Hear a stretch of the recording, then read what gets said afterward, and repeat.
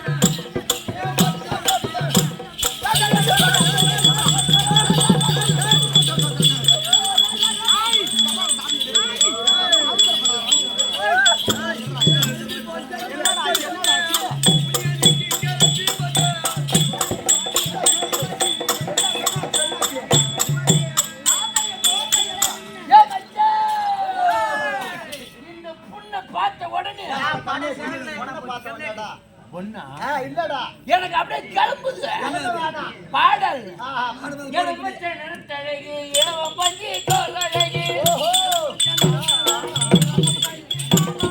இளவம் பஞ்சி இளவம் பஞ்சி என்னோட பார்வை எல்லாம் உன்னால நான்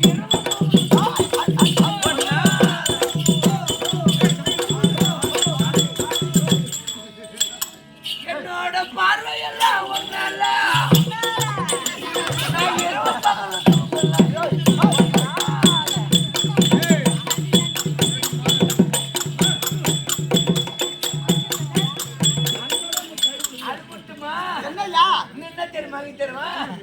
உன்னை நம்பி பின்னாடி வந்தா தட்டி தொட்டி முட்டை கொடுக்குறான். என்ன தெரியுமா தருவேன்? என்ன வாங்கி தருவேன்? காய்ச்சி போறேன் பட்டு சேலை கைத்து கேட்ட முத்து மாலை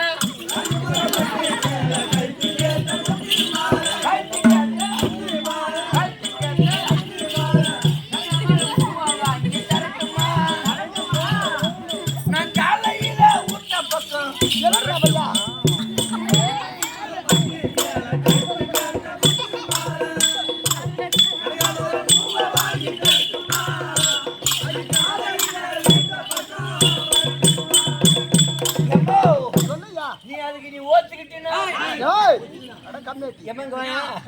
இதெல்லாம் எதுக்குன்னு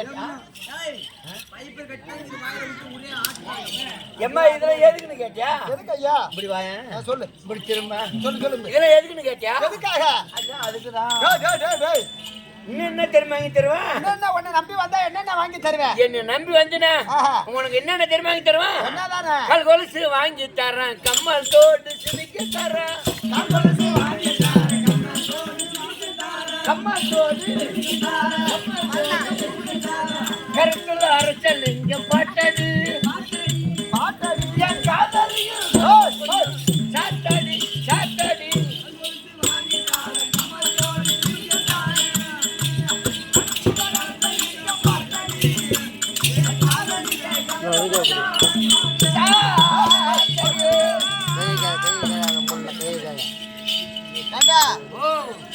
காலம் பூரா பூரா ஒன்னி பேராயின்னு கொடுக்குறாங்க. எம்மா காய்ச்சி கொடுத்தவங்க பூரா ஒன்னி கரும்பு தோட்டத்துக்கு கூப்பிடுறாங்க. போனா போது போட போறாங்க. கரும்பு தோட்டத்துக்கு போனா சோன பிக்கும் சோனா. காலையில பத்திரமா இருக்கு, நான் எடுத்து தரேன், பத்திரமா வீட்டுக்கு எடுத்துட்டு போகணும். உங்க ஆயாக்கா இருந்தா வச்சிருக்கேன். ஏண்டா எனக்கு அம்மா வாங்கி தரிய, நீ வேணா போயிட கூடாது அந்த சட்டையை மாத்திர கம்பெனிக்கு. ஏண்டா கண்டவனுக்கு வாங்கி தந்து இவன் கரும்பு காரி எம்மா நல்ல உனக்கு வாங்கி கொடுத்து நான் கடங்காரனா போட்டேன். சரி அதனால தம்பி சரி சிரிச்சிங்கன்னா தூங்குறவனை எழுப்பி விட்டார் அந்த ஆளு.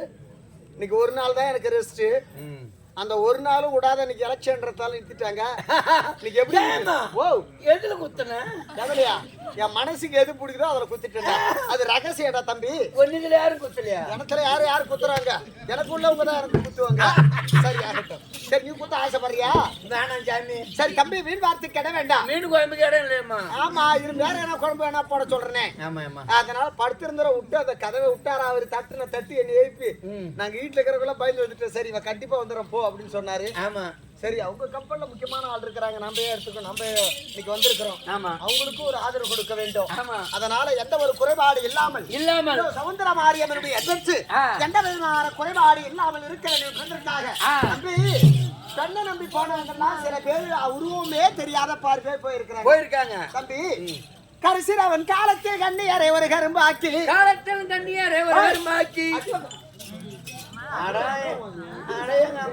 எங்க அம்மா சாணி குடிச்சுடலாம்.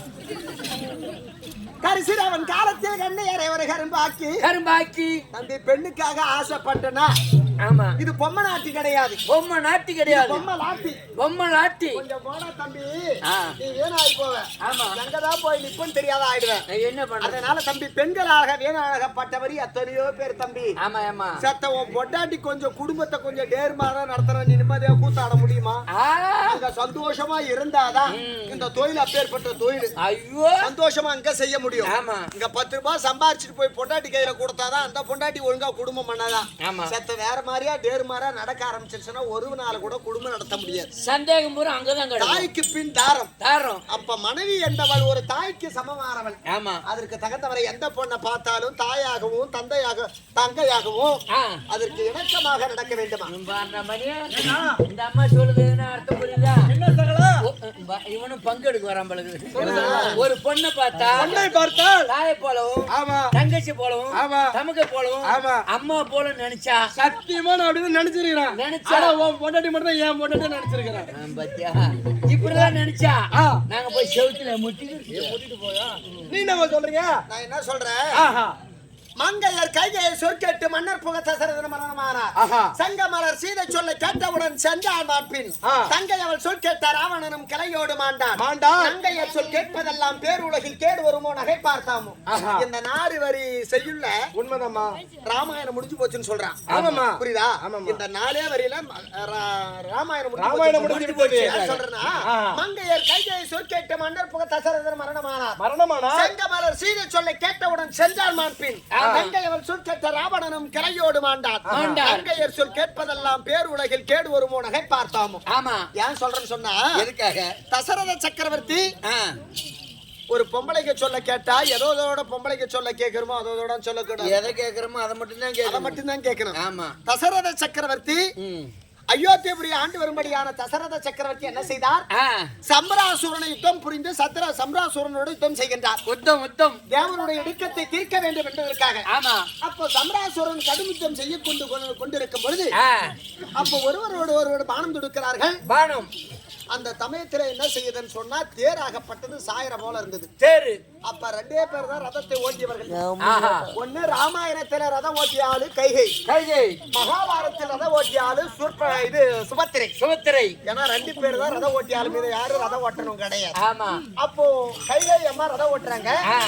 அப்போ கேட்கின்றார், சம்ராசுரனோடு தோற்று போகுது சக்கரவர்த்தி ஆச்சு தசரத சக்கரவர்த்தி. அப்போ தோற்று போவது போல் தெரிகிறது. ஆமா. அப்போ என்ன செய்யறாங்க? தன்னுடைய கையை அச்சாணியா கொடுத்து அந்த தேரை நிமித்துகிறார். அப்போ என்ன செய்யறாங்க?